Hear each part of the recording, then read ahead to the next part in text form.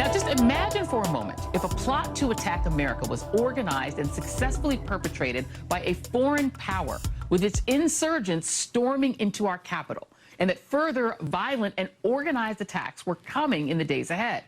The nation would rightfully be seeing press conferences every hour on the hour. Instead, we heard from the FBI and the Department of Justice for the first time today, 6 days after the attempted insurrection. We're looking at significant felony cases tied to sedition and conspiracy. These are significant charges that have felonies with prison terms of up to 20 years. The FBI director and the acting attorney general were not even present for this briefing. Meanwhile, the nation remains completely on edge over escalating fears of more violence to come, both in D.C. and across the nation. Capitol Police have briefed House Democrats on security preparations ahead of the inauguration. According to police, there is an increased threat to the Capitol, one member calling the briefing chilling and horrific. We're also hearing troubling new reports about several law enforcement agencies. The Washington Post reported that a Secret Service agent is under internal investigation for social media posts that accuse lawmakers of treason for certifying Biden's victory. And various law enforcement agencies have opened probes into whether their own members took part in the Capitol riot or cheered on the attackers. I think it's fair to say the peaceful transfer of power is no longer a thing. That ship has clearly sailed. Joining me now is Lieutenant Governor John Fetterman of Pennsylvania, former U.S. Attorney Joyce Vance, and MSNBC counterterrorism and intelligence analyst Malcolm Nance. With apologies to the Lieutenant Governor, normally I would go to you first out of deference to your position, but I do have to go to Malcolm first on this. Because a really scary thing happened today that I would like for you to address. The Joint Chiefs of Staff today, Malcolm, issued a memorandum to the entire United States military that saying that the violent riot in Washington, D.C. on January 6, 2021 was a direct assault on the U.S. Congress, the Capitol building, and our constitutional process. Any act to disrupt the constitutional process is not only against our traditions, values, and oath, it is against the law. NBC reports that metal detectors have been set up outside the House chamber. Anyone going in, including members, now have to go through metal detectors. That says to me that the call is coming from way inside the House. If the Joint Chiefs have to issue a memo like that, and now Republican members of Congress, who some of them brag that they have guns, have to go through a metal detector. Are you worried about the military standing behind democracy on the 20th? I am absolutely not. And let me explain to you why. First off, at the end of the American Revolution, there was almost a revolution itself inside U.S. forces that were stationed at the headquarters in Newburgh, New York. No one was getting paid. People weren't being let out of the armed forces. And George Washington almost had a revolt of his army. Washington came into a meeting of the people who were actually conspiring to overthrow him as commander-in-chief and abandon the country. And he gave what's now known as the famous Newburgh Address. The Newburgh Address appealed to their loyalty as citizens to make the American experiment happen. Every officer in the armed forces is read the Newburgh Address. I suspect today the document that was written by the chairman of the Joint Chiefs of Staff forever in American history will be equal, if not just a little bit below, the importance of the Newburgh Address. It laid out clearly and specifically that the armed forces of the United States does not only not engage in these activities, but are opposed to these activities and referred to the people who did it as insurrectionists and insurgents. The armed forces does not play in this game to the, I'm sure to the chagrin of Donald Trump and all of the people who in right-wing fever swamp have been for months saying that the military is coming to the rescue. Mike Flynn and special operations are going to arrest Nancy Pelosi. Not happening. We will defend the Constitution. The Constitution is the lawful order. And in less than a week, there will be a new president who will command all U.S. forces. That makes me feel better because, you know, hearing about the Secret Service person, and I have tremendous respect for the Secret Service. They are such great professionals, and, you know, they protected the first black president for 8 years, so I know they know what they're doing. And, you know, the military, I grew up around military folks, and so you want to believe that these two institutions are not corruptible. Maybe some ex-military might participate in shenanigans, but we got to be able to trust that, you know, the National Guard, the Secret Service, the uniformed military are going to protect our democracy. That makes me feel really much better. So now I will go to you, Lieutenant Governor Fetterman. On the issue of police, we've seen investigations, all over the country in various states, where law enforcement officers who were off duty were part of the mob. Now that these officers and their unions, to be very specific, understand that there were cop killers in that mob, and that police are also the target of people like the Boogaloo Boys who are promising they're coming back to D.C. and who have killed cops. Now that they understand that, do you think that this unbreakable support between particularly white police officers, to be blunt, and Donald Trump, is that spell broken? And can we trust, do you trust uniformed police to protect your capital? Because apparently that's also being threatened, every capital. I do. I do very much. And this idea, I think everybody, certainly by far and above the threshold of a critical mass, was horrified what they saw on January 6th. I do.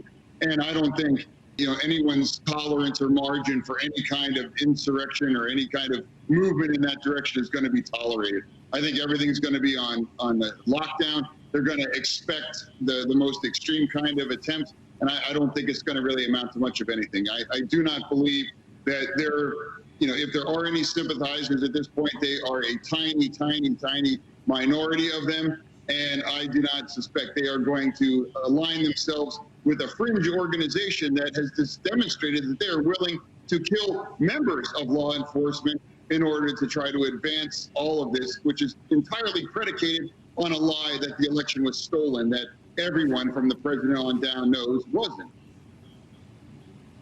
So that is good to hear as well. So this brings me to you, Joyce, because we had some failures of imagination. I think one of the main failures of imagination was that you had people, it seems to me, from the FBI down to the Capitol Police, could not imagine that groups of white Trump supporters, of white conservatives, could ever be dangerous, that they're just not dangerous by default because these are groups of white people. They presume all sorts of stuff when it's Black Lives Matter groups that are coming, but they presume these people to be peaceful, even when they were saying, no, we're not peaceful.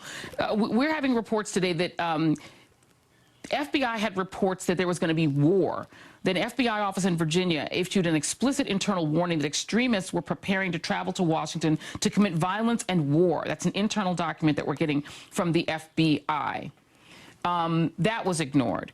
And I ask you whether or not we can trust the agencies that have been denuded by Donald Trump for the last 4 years to do their job. We know that, you know, in the post-9/11 era, Muslims were viciously surveilled. There was a settlement because mosques were surveilled in Iraq. These were American Muslims who were surveilled relentlessly. Anti-war people during the Iraq War were relentlessly surveilled, relentlessly infiltrated by the FBI. People who were knitting peace blankets were surveilled. So when it's anti-war and when it's Muslims, they go in. Do you trust the current Department of Justice to go in now, ahead of the 20th? I do. I trust the leadership in law enforcement, and I trust the career people to get this right. Look, Joy, everything that you're saying confirms what we know, that leadership really matters, and that Donald Trump was a wholly deficient leader. We don't have to look any further than the fact that he perverted intelligence, which depends in the law enforcement sense on getting the facts and using the facts to assess the risk. And because the risk posed by white supremacist organizations did not fit into Donald Trump's preconceived notions of America, law enforcement and DHS and some of the other agencies lost funding, and they were essentially forced to relinquish that part of their operation. But we know that work survived. We see it in the intelligence bulletin from the Norfolk FBI office. We see it from other agencies that fought to put forward this information. Now that we've gotten past Wednesday's events and people are looking at risk in a little bit clear-eyed of a way, I think that we can have comfort that this work will return to normal, that it will be done in the way it needs to be done, based on facts and not bias. And for their honor alone. Very quickly with you, Joyce, and then to go to Malcolm next. We now know that these extremists, now that they're off regular social media, are moving to these sort of dark web places, these secret online channels to try to communicate about coming to D.C. Can you just talk about the limits that law enforcement have when it comes to American citizens who, even if they're communicating madness online, like they can't really, I mean, what can law enforcement actually do? Sure. When groups like this get deplatformed, they move to more fringe parts of the internet, and then law enforcement has to chase them down and start over again. And you'll hear there is some concern in law enforcement about whether or not they have the tools that they need to keep tabs on domestic terrorist organizations. Those tools are more abundant in the foreign terrorism spectrum. There's an important conversation to be had when this need to get information and intelligence about criminal activity bumps up against cherished civil rights. And I think that's a nuanced conversation that needs to include all of the equities. But the reality here is that there's a plethora of investigative tools that can be brought to bear right now. You're right. We have to have a whole nother conversation about the civil liberties impact if we were to create domestic terrorist legislation. We're going to have you come back for that. But Malcolm, we now know that, you know, the Secret Service has changed the Secret Service detail to bring back Obama-era Secret Service to protect Joe Biden and Kamala Harris, which I think is a very good thing. We heard the Democratic members were reminded they can use government money to buy, bulletproof vests. So it sounds like, you know, everyone is on very, very high alert. How do you catch these people if they are Americans, so they have First Amendment rights, if they can hide in plain sight as the hairdresser and the florist down the street? How do you stop an insurrection that's launched by American citizens? You know, the week after the election, I was on Bill Maher's show, and I discussed this very point. We have just entered insurrection. Next week, we are going to leave insurrection. We're going to be an insurgency. An insurgency is where they will go underground and they will operate in a clandestine manner. Their political body will be above ground trying to delegitimize people. So how do we deal with that environment where the United States is essentially, you know, occupied Iraq in 2003? It's simple. There are two factors that these people are afraid of the most. One is the efficiency of U.S. law enforcement. No matter what you say about cops, we know that there are some really bad cops out there. Most cops really like law and order. So if anybody wants to get froggy with their weapons and come out and pretend like they're a militiaman, they're going to quickly find out why we fund SWAT teams. And I train them. These people are very, very good at what they do. If there's any shooting to be happening, there's going to be shooting that's going to go both ways, and the professionals are going to dominate. On the other hand, there is the opprobrium of the people of the United States. In simple talk, we must shame them. These people are no longer patriots. They are insurrectionists. They are insurgents. And at some point very soon, some of them will choose to become terrorists, where they will choose terrorist tactics and carry out a terrorist operation. These two factors will break their wills to a certain extent and take away their belief that they are the true Americans and sons of liberty. They're not. They're a really bad version of the British. Very thorough. Lieutenant Governor Fetterman, I'm going to give you the last word on this. You are one of the people who is charged with trying to protect your capital. There have been threats that all capitals, particularly in states like yours, that were some of the determining states for the Biden-Harris victory. In Michigan, the attorney general there said she's not there to lie. It ain't safe. Dana Nessel said today, my job is not to provide state employees and residents and other visitors to our capital with a false sense of security. The Michigan capital is not safe. How do you make sure that your capital is safe? Well, our Capitol Police are on high alert, and they've already put out a show of force. And I am not concerned. I certainly would not get to the point where I would say that. But also, Michigan also had a plot where they had planned to capture and maybe even harm the governor of Michigan. So circumstances there are a little different. But last Tuesday, there was a demonstration of a couple hundred angry Trump supporters underneath my office balcony. So, I mean, certainly the threat is there. I think our Capitol Police are equipped and understand that they have to remain very vigilant to this kind of threat for the foreseeable future, at least until Donald Trump is out of office.